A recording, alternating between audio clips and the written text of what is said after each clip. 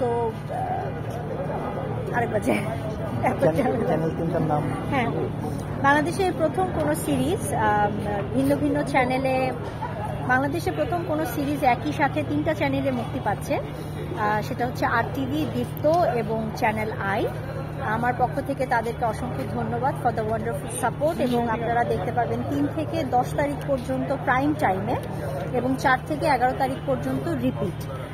So থাকবেন আমাদের সাথে এবং দেখবেন 840। পরিচালক 840 সম্পর্কে কিছু বলবেন?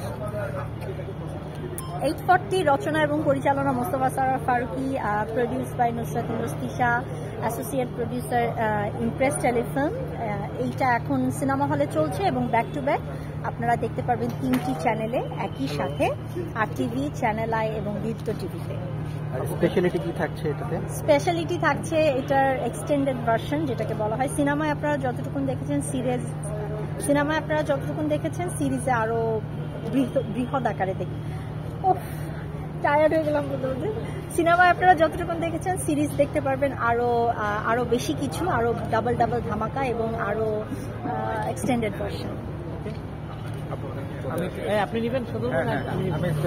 তাকে কি বলবো?